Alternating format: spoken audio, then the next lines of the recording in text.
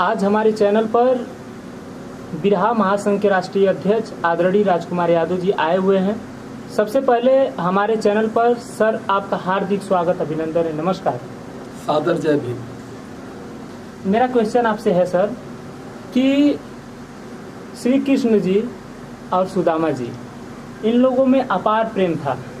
अच्छा जी, श्री कृष्ण जी अपने जान से ज़्यादा सुदामा जी को प्यार करते थे और दुलारते भी थे। श्री कृष्ण जी यादव समाज से थे और सुदामा जी ब्राह्मण समाज से थे। उन लोगों में अपार प्रेम था। मगर आप सर, आप भी यादव समाज के हैं, ब्राह्मणों का घोर विरोध करते हैं सर। तो ऐसा क्यों है सर? आपके पूर्वज उनको मानते हैं और आप नहीं मानते हैं। ये बड़ा सही टॉपिक खोज के रखते हैं जी। पहली बात तो ये आपको बता दें जी कि मानव समाज में जी जो भी है, जी चाहे वो ब्राह्मण समाज हो, चाहे शूद्र समाज हो, जी चाहे मुसलमान समाज हो, जी इस देश में जितना भी समाज है मानव कुल में जी जो माँ के उदर से पैदा है, जी हम उसका विरोध नहीं करते। जी पहली चीज। अब आपको जो ब्राह्मण का विरोध दिखाई देता कि हम ब्राह्मणों का विरोध करते हैं, जी इस देश में बहुत सारे ऐसे ब्राह्मण बेचारे हैं जी कि हमसे बात करते हैं जी कि हमें दुख होता है कि हम ब्राह्मण कुल में क्यों पैदा हैं। जी ऐसे ब्राह्मण भी भारत में हैं। जी ब्राह्मण भी दुखी हैं ब्राह्मणवाद से। जी जो लोग मानवता को समझते हैं, मानववाद को समझते हैं, जी वो ब्राह्मणवाद का विरोध करते हैं। क्योंकि ब्राह्मणवाद एक ऐसी अफीम है, जी अपने सामने वो किसी को ऊंचा नहीं समझ सकती। जी ब्राह्मणवाद ये कहता है, जी ब्राह्मणवाद कहता है कि मानव कुल में हम श्रेष्ठ हैं, जी बाकी सब गधे हैं। जी ब्राह्मणवाद की परिभाषा है ये। जी तो अब इसमें सभी ब्राह्मण तो ऐसे नहीं हैं। जी पहले ब्राह्मण जो है कथा वार्ता से मंदिरों से पेट पालते थे। जी अब बहुत सारे ब्राह्मण IAS PCS डॉक्टर इंजीनियर हैं, जी उन्हें कथा वार्ता से कोई मतलब नहीं है। वो अपने आप को मानव समझते हैं जी और मानवता को भी जानते हैं। अभी यहाँ कुछ ब्राह्मण ऐसे हैं जी कि जो मुसलमानों की एक्सेप्ट नहीं करते। वो कहते हैं कि मुसलमान हमारा दुश्मन है। जी लेकिन नहीं, बहुत से ब्राह्मण हैं वो कहते हैं कि नहीं, मुसलमान भी हमारा भाई है। जी धर्म से क्या मतलब है, लेकिन मुसलमान भी मानव है। जी तो ये सब कहानी तो दूसरी हो गई। लेकिन जो आपका सवाल है जी कि हम भी यादव हैं, जी कन्हैया भी यादव थे, जी तो कन्हैया ब्राह्मण को बहुत मानते थे, सुदामा को, और हम ब्राह्मणों का विरोध करते हैं। जी तो हम ब्राह्मणों का विरोध पहली बात नहीं करते हैं, हम विचारधारा का विरोधी हैं। जहाँ समता समानता बंधुता जी खतरा में है, जहाँ समता नहीं है, समानता नहीं है, जी और समता समानता जो मानता नहीं है, जी हम उसके विरोधी हैं। हम किसी मानव समाज का, चाहे किसी धर्म का हो, जी चाहे मुसलमान धर्म का हो, सिख का हो, ईसाई का हो, क्रिश्चियन का हो, हिंदू का हो, जो भी हो, जी पहली चीज की एक सीधा फंडा हमारा है कि हम धर्म को मानते ही नहीं, हम सिर्फ मानवता को मानते हैं। जिस धर्म में दया न हो, प्रेम न हो, सद्भाव न हो, जी आपस में प्रेम न हो, जी लोगों में समानता न हो, जी ऐसे धर्म का कोई अस्तित्व नहीं है। नहीं, ऐसे धर्म को हम मानते हैं। तो श्री कृष्ण जी क्यों मानते थे सर? आप उनसे ज्यादा ज्ञानी मानते लग रहे नहीं हैं। थे श्री कृष्ण जी। जी कृष्ण जी को मनाया गया था कहानियों में, जी यदा यदा ही धर्मस्य, जो उन्होंने कहा जी कि भारत में जब कृष्ण भगवान थे जी तो भारत में ही धर्म खतरे में पड़ता है, पूरी दुनिया में धर्म नहीं है। जी। भगवान पूरी दुनिया का होता है कि केवल भारत का होता है? जी। अभी आप कहेंगे मैं आपको बता दूं, सुनिए, जितनी भी कहानी गढ़ी गई, जी चाहे वो रामायण में हो, चाहे महाभारत में हो, चाहे भागवत में हो, चाहे वैवर्त में हो, चाहे ऋग्वेद में हो, जितनी भी कहानी गढ़ी गई है, जी सारी कहानियों का एक श्रेय है जी कि ब्राह्मणवाद की सुरक्षा। जी जितनी भी देवता यहाँ पैदा हुए केवल ब्राह्मणों की रक्षा के लिए, ब्राह्मणों के द्वारा बनाए हुए व्यवस्था के लिए, ब्राह्मणों के द्वारा बनाए हुए धर्म के लिए। जी हम ये कह रहे हैं कि हम यादव हैं, जी 1925 के पहले हम शूद्र थे, जी 1925 के बाद हमें हिंदू बनाया गया। जी क्यों बनाया गया? फिर हिंदू हमें बनाने का क्या मतलब हुआ? क्यों बनाया गया? क्योंकि उसमें उनका स्वार्थ था, उनको भनक लग गई डेमोक्रेसी की जी कि इस देश में लोकतांत्रिक व्यवस्था आने वाली है। जी क्योंकि इंग्लैंड में लोकतांत्रिक व्यवस्था थी, अंग्रेज जाएंगे तो भारत को लोकतांत्रिक व्यवस्था दे करके ही यहाँ से छोड़ेंगे। जी यहाँ से राजतंत्र खत्म, जनतंत्र की स्थापना भारत में होगी।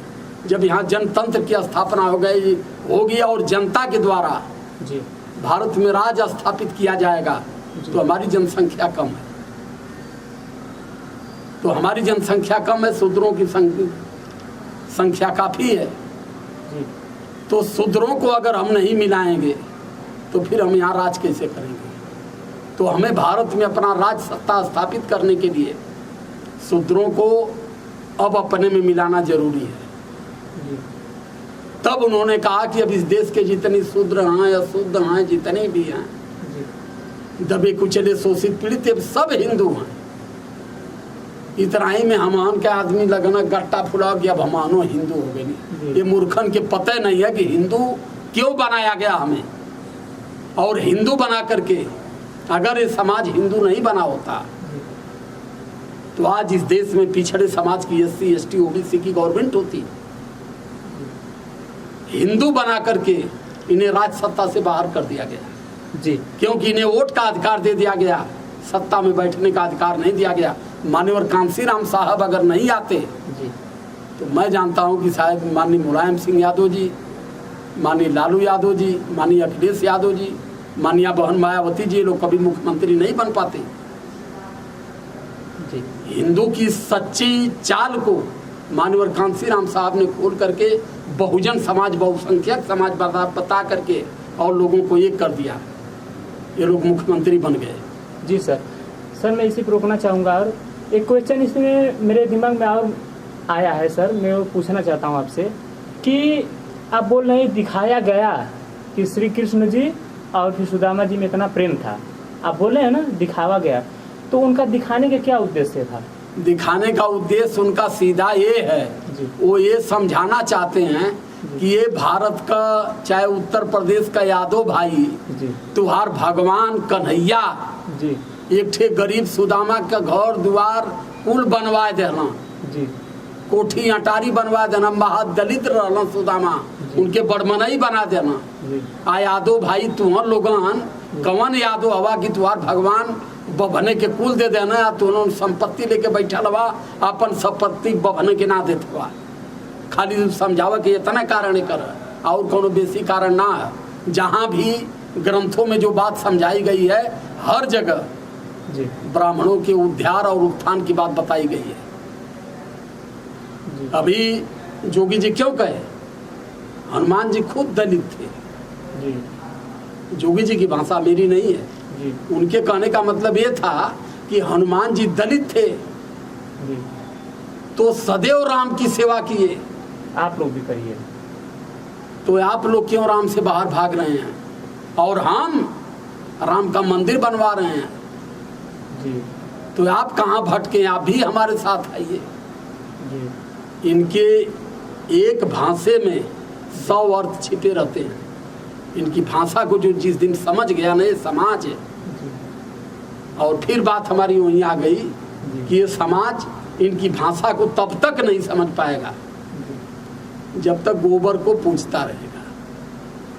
सीधा फंडा समझ लीजिए, ये समाज जब तक गोबर को भगवान समझता रहेगा, गोबर से ही हमारी मुक्ति है, गोबर से किसी की मुक्ति नहीं होती है,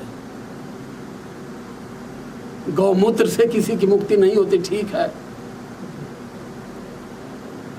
एक संत थे कहे कि गौमूत्र में एंटीबायोटिक मिलती है, गाय गोबर में